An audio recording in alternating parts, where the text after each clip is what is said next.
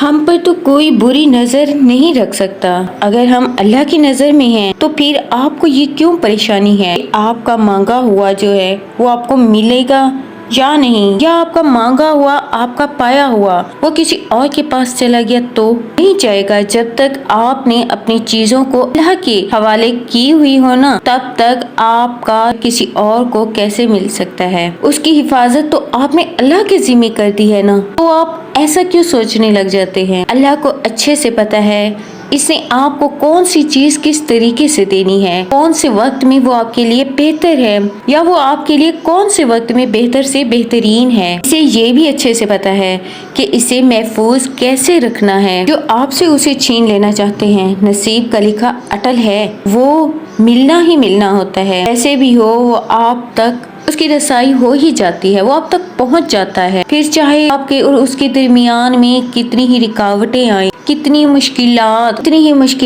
آئیں، کتنی آزمائشیں آئیں، چاہے وہ آزمائشیں آپ کو پہاڑ جتنی کیوں نہ نظر آئیں، چاہے وہ آپ کو ناممکن نظر آئیں، یہ ناممکن نظر آنا آپ کے لیے ہے، آپ کی نظروں میں ہے، اللہ کے لیے کچھ ناممکن نہیں، یہ یاد رکھیں۔ آج تک آپ کو جو بھی ملا ہے وہ سب نصیب ہی کا تو ملا ہے۔ ہم سوچتے ہیں کہ دعائیں نصیب بدل دیتی ہیں، حالانکہ دعائیں ایسے کام نہیں کرتی، اصل میں تو دعائیں بھی ہمیں نصیب سے ملتی ہیں۔ ہم پر تو کوئی بری نظر نہیں رکھ سکتا۔ اگر ہم اللہ کی نظر میں ہیں تو پھر آپ کو یہ کیوں پریشانی ہے کہ آپ کا مانگا ہوا جو ہے وہ آپ کو ملے گا یا نہیں، یا آپ کا مانگا ہوا، آپ کا پایا ہوا وہ کسی اور کے پاس چلا گیا تو نہیں جائے گا۔ جب تک آپ نے اپنی چیزوں کو اللہ کے حوالے کی ہوئی ہو نا، تب تک آپ کا جو ہے کسی اور کو کیسے مل سکتا ہے؟ اس کی حفاظت تو آپ نے اللہ کے ذمہ کر دی ہے نا، تو آپ ایسا کیوں سوچنے لگ جاتے ہیں؟ اللہ کو اچھے سے پتا ہے اس نے آپ کو کون سی چیز کس طریقے سے دینی ہے، کون سے وقت میں وہ آپ کے لیے بہتر ہے، یا وہ آپ کے لیے کون سے وقت میں بہتر سے بہترین ہے۔ اسے یہ بھی اچھے سے پتا ہے کہ اسے محفوظ کیسے رکھنا ہے۔ جو آپ سے اسے چھین لینا چاہتے ہیں، نصیب کا لکھا نصیب کا لکھا اٹل ہے، وہ ملنا ہی ملنا ہوتا ہے۔ ایسے بھی ہو وہ آپ تک اس کی رسائی ہو ہی جاتی ہے، وہ آپ تک پہنچ جاتا ہے، پھر چاہے آپ کے اور اس کے درمیان میں کتنی ہی رکاوٹیں آئیں، کتنی ہی مشکلات آئیں، کتنی آزمائشیں آئیں، چاہے وہ آزمائشیں آپ کو پہاڑ جتنی کیوں نہ نظر آئیں، چاہے وہ آپ کو ناممکن نظر آئیں، یہ ناممکن نظر آنا آپ کے لیے ہے، آپ کی نظروں میں ہے، اللہ کے لیے کچھ ناممکن نہیں، یہ یاد رکھیں۔ آج تک آپ کو جو بھی ملا ہے وہ سب نصیب ہی کا تو ملا ہے۔ ہم سوچتے ہیں کہ دعائیں نصیب بدل دیتی ہیں، حالانکہ دعائیں ایسے کام نہیں کرتی، اصل میں تو دعائیں بھی ہمیں نصیب سے ملتی ہیں۔ اب آپ یہ سوچ رہے ہوں گے کہ وہ کیسے؟ دیکھیں، دعا کی توفیق بھی اللہ تعالیٰ اپنے پیارے بندوں کو دیتے ہیں۔ دعا کی توفیق مل جانا آسان نہیں ہے، کسی کے پاس کی بات نہیں ہے۔ اللہ تعالیٰ کے پسندیدہ چنے ہوئے لوگ ہوتے ہیں جن کے پاس اللہ تعالیٰ دعا کی توفیق بھیجتے ہیں، وہ اللہ کے بہت خاص، بہت اسپیشل بندے ہوتے ہیں۔ ہم میں سے کوئی نہیں جانتا کہ آگے ہمارے کیا لکھا ہے، اور ہو سکتا ہے نصیب میں وہ دعائیں ہی لکھی ہوں ہم مانگتے ہیں۔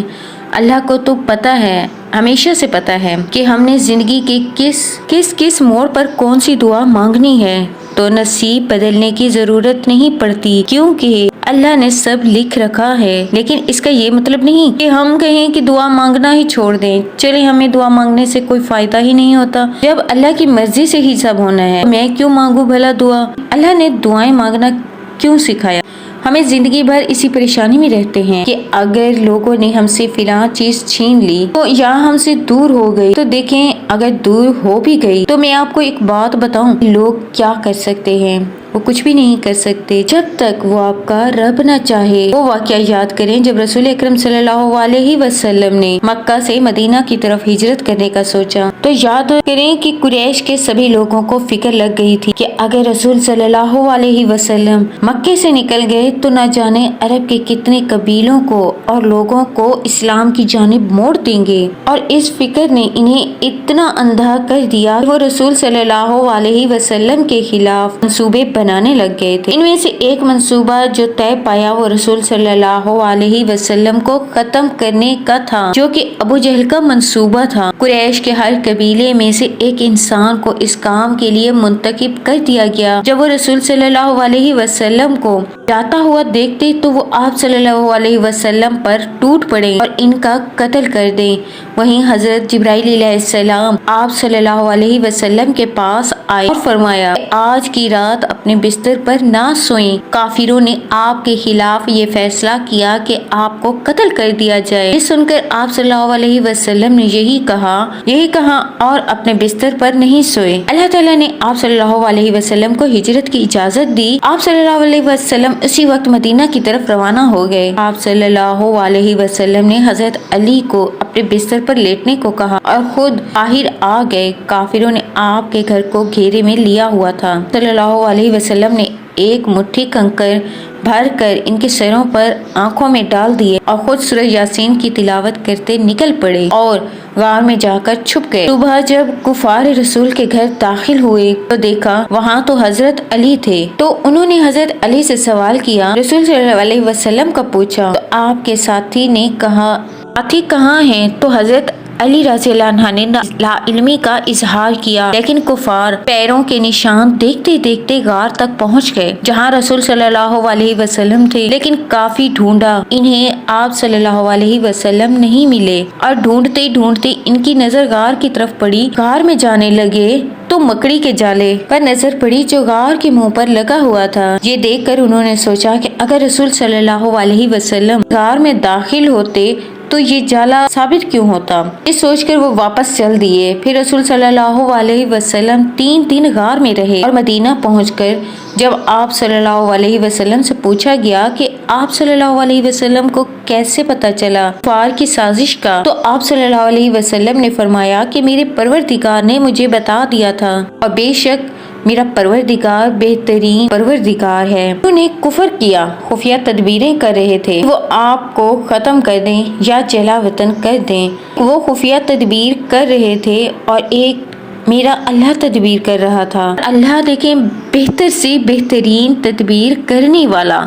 आप अभी भी ये सोच रहे हैं कि कहीं आपसे वो चीज छीन न ली जाए जो आपके पास है। कुफार की इतनी तदबीरों के बावजूद भी रसूल सल्लल्लाहु अलैहि वसल्लम को कोई हाथ भी ना लगा सका, क्योंकि इनका मुहाफिज तो खुद अल्लाह था ना। हमारा निगरान भी तो अल्लाह ही है। तो अल्लाह पर भरोसा करते हैं ना, इनकी निगरानी अल्लाह बड़ी सख्ती से करते हैं। किसी को पता है रसूल सल्लल्लाहु अलैहि वसल्लम यूं भी कुफार के जंगल से निकल जाएंगे, ऐसा तो नामुमकिन था। लेकिन देखिए रसूल सल्लल्लाहु अलैहि वसल्लम ने अपना मुहाफिज अपने रब को बनाया था। जब आप अल्लाह पर यकीन रखते हैं तो न सिर्फ अल्लाह तुम्हारी चीजों की हिफाजत करता है कि इन चीजों तक पहुंचने के रास्ते भी दिखाता है। तुम्हारे खिलाफ होने वाले सारी साजिशों को इन्हीं पर डाल देता है जो आपको नुकसान देते हैं, आपको परेशान करते हैं, आपको नुकसान देने का सोचते हैं। आप सोच रहे होते हैं कि कोई भी आपको नहीं देख रहा हो, लेकिन हम ये क्यों भूल जाते हैं कि अल्लाह है, हमारा रब है, वो हमें देख रहा है, वो हमें सुन रहा है। जो आप सोचते हैं करते हैं वो सब देखता है। आपने दूसरों के साथ जो किया वो देख रहा, दूसरों ने आपके साथ जो किया वो सब देख रहा, वो सब कुछ तो देख रहा होता है,